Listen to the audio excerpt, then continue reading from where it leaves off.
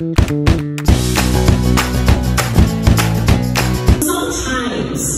we have to have what is called discipline of destiny.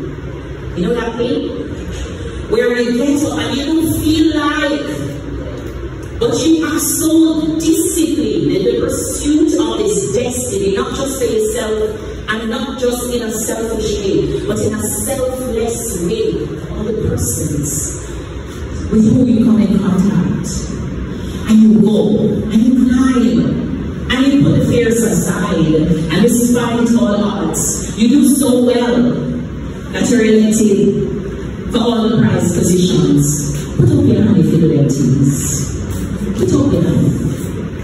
Put up your hand if you have that discipline to say, I will. I will. Yes, I will.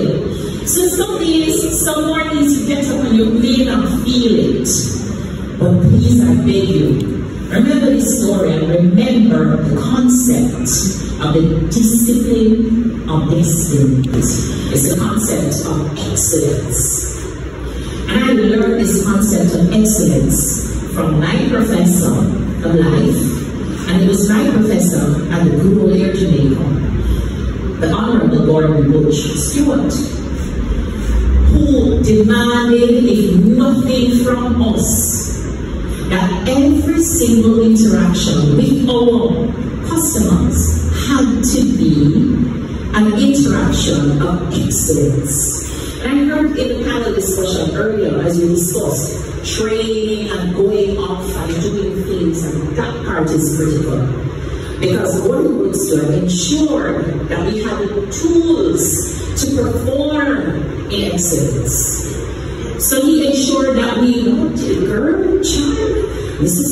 Francine, and poured me learned about some wines. I went to the hospital, and I was sent to the bachelor's training, and I was sent to the bachelor's training, and I learned all the fancy cheeses and so on. So you see, after you honor up and you're going out, there is no excuse for poor performance. One is, you are now building your own brand as a brand of excellence. And don't tell anybody that them say and they never say. It is about you and how you choose to be represented, and also how people are viewing you as you perform. So step out with that little extra step, because it's your personal brand of excellence that is critical. People will understand that you're writing your resume. Every day of life you're writing your resume. You're telling your own story. How many of us are survivors inside here? How many of us can survive? Because let me tell you something. Success is about not the stand up here. It's the drop, then the stand up. Yeah? That's success. Yeah? So, in the wall, I said, no, we're not. No. I have to straighten my back and start again. Because there's excellence to achieve, there's life to live, there's growth to happen. We can't sit in it. Too many of us are sitting down in it. Get up out of it. Because there's life to live until they close the casket. Because sometimes I'm not ready to close the casket and people say, hey, sleep old dreams. We're sleeping on ourselves. We're sleeping on ourselves. We believe, that we work, we get the 20-year watch, and we take and we retire, we're sleeping on ourselves. We need to, within even our cabinets, do projects, big things, especially you have these media awards, and congratulations to a lot of you. I see that, a lot of you getting some amazing awards. But get innovative, get bold.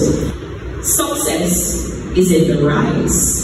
Success is in the rise. Please, I beg you, remember, anytime you feel down, and you feel like, you know, not today, I don't think I'm doing so well, and you feel like you're on that plateau, you're just sailing along, just remember that you still have the ability to get up and put one foot down off of your bed.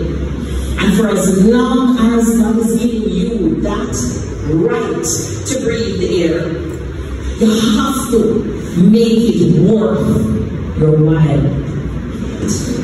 I'm going to enjoy this life. And when you don't get, okay, you ever see when Jamaican people eat orange and cut it out? That's what I want to do in life. I want to squeeze every bit of juice out of this precious life. What about gratitude? Gratitude is critical, and that's what I told you guys a while ago. That's why I said I'm grateful. I'm grateful for the little rough up in the bad experience with my boss, because it allowed me to develop new. I'm grateful for the illnesses because it allowed me to develop that sense of resilience and that strength and that survivor's vibe, that aggressive way that I take on life and chew it up and eat it. And that's what I want you to do.